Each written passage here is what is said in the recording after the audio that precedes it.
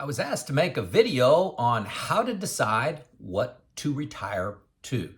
You've heard on countless videos of mine, don't retire from something. Don't retire from a bad job, bad boss, bad business cycle, bad work, whatever, other peers. Retire to something. Your energy and your confidence to jump into retirement comes from retiring to something. What's your passion? What's your purpose?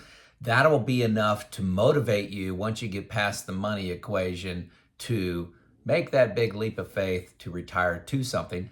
Common question I get, how do I decide what to retire to? Today's video. All right.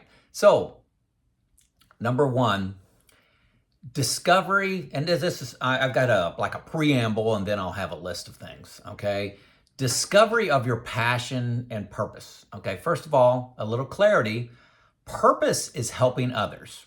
You know, what's your talent that you can help other people? That's a purpose.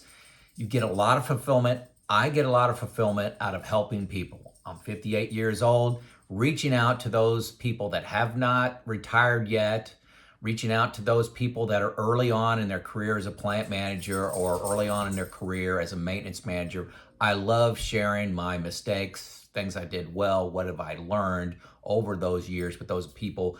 I believe that is a purpose of mine, coaching, mentoring, guiding people. So that's purpose. Passion is what's in it for you. What do you have passion for? What do you have energy for? What would you do for free? So purpose and passion, those are not just restating the same thing. One's for others, one's external, one's internal. Both are critical in retirement. You don't need to change the world with these things, folks. You can change yourself. You know, that's great. Learn a language like Spanish.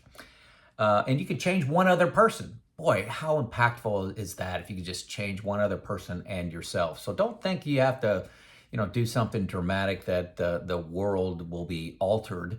One person at a time, starting with yourself. A thought experiment as you're on this journey. What would you do for free? What would you do for free? Think about that. Also, another trick along this path is look at your Google history. Look at your YouTube search history. What are the things that you're looking up that you just have some energy about, a passion for, a purpose for, that you're looking up? Maybe it's on philosophy. Maybe it's on history of airplanes and jet turbine development.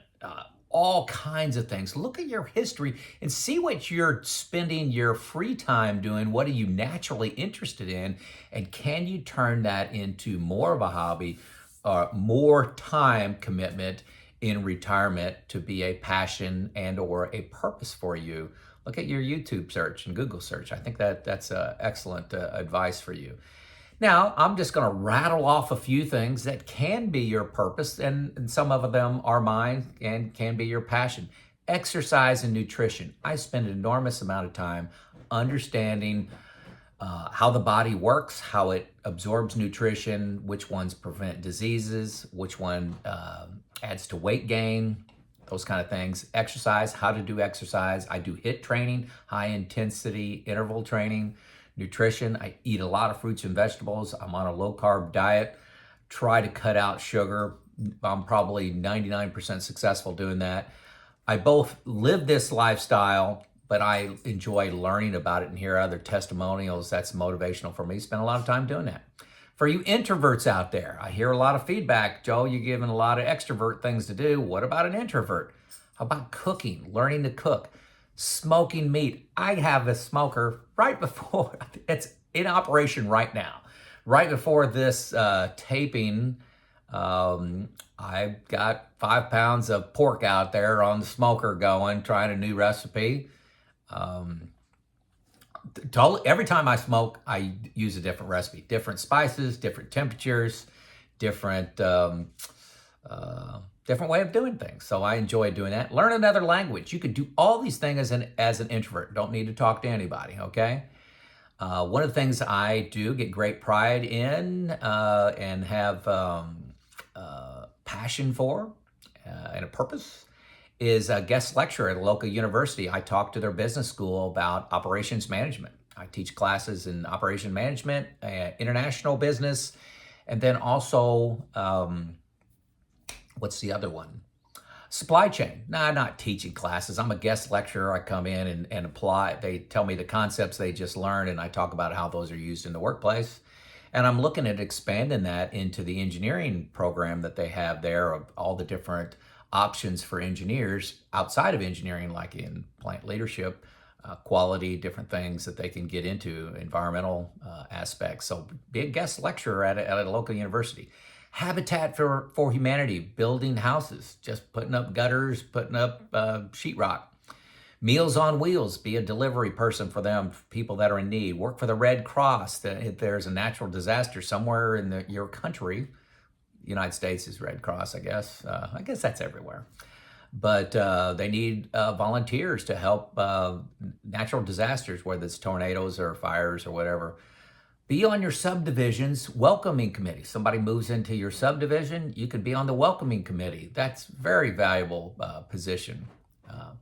Taking care of an elderly person. Maybe there's an elderly person that doesn't have family around. You go visit them in their home or in the nursing home. Bring them, baked goods or something like that. Growing vegetables. I got a relative that does this. Grows vegetables for a food pantry. Really into gardening. Have massive garden, way more than they can use, and they take great pride in bringing them into their goods into the food pantry.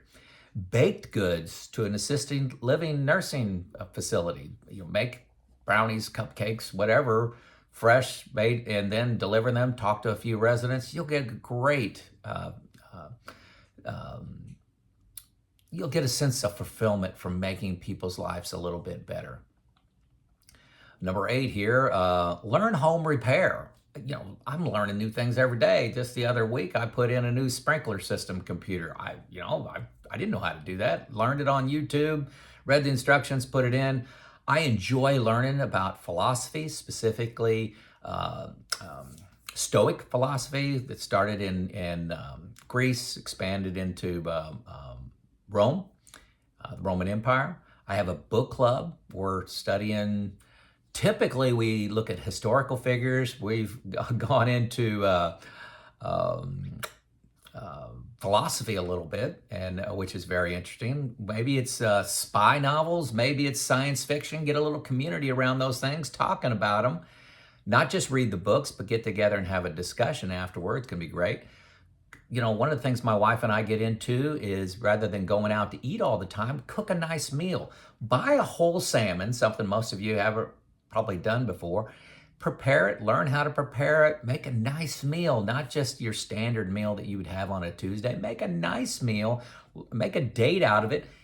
Something else, we haven't done this, but I've been thinking about this, is as maybe invite some friends over and have a rotation. Like this month, we'll make salmon, a fully prepared meal, invite people over. Next month, go over to somebody else's house, maybe on a Tuesday or Wednesday. Make it a rotating event. All these things that you can do that are exciting, make you learn things, make you, develop your passion for them, and also just, developing relationships. My list of things that I do for free, and I've talked about a couple of these before, but we'll get them all in this video, is I have a passion for learning. I love learning how things work, and just about history. That's my book club, helps me there. I have an investment group. I study nutrition, I study exercises, and I consume about 2 books a week right now, and I do those all on audio, so I'm multitasking. I'm walking around, cutting grass, and listening to books, or lounging out on the back porch, listening to a book. My purpose, I really love coaching and mentoring. I really enjoy that, especially people that are in the reliability and maintenance space early in their career. They're very frustrated.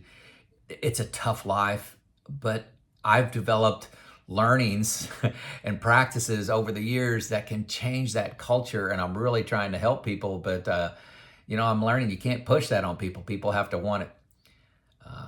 Coaching and doing some consulting. I do very little consulting right now, where I go to your site. I like to do that virtually. It's less obtrusive to my retirement lifestyle when I just have an hour phone call here or there. Teaching R&M, I go to conferences. I do a lot of virtual work, like I said. I've written a book, and I have this YouTube channel. So bored in retirement, I changed these words several times, but I like to say you are mistaken if you think I'm bored in retirement or I'm not overwhelmed, but I have a whole plethora of options. And every day I get to decide what I do. Every day is Saturday without needing to get things accomplished in the day. But I love to learn, love to coach. That consumes most of my time. Some of you folks on there say, Joe, you're not retired. You're working in retirement. You're mistaken. I work very few hours a week, and it's all highly flexible. It's on my schedule. I can cancel at any time.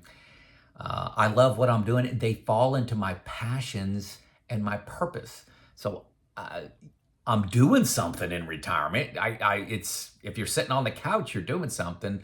I choose to get, and I get more energy and more fulfillment out of helping people than I do watching a television show or a movie, which may be your passion. Who knows? So, hey, folks, hopefully this list helps you and your understanding of passion and purpose, the differences between those two, helps you as you're deciding what you retire to. It's critically important that you retire to something, not from something. This is Joe, out.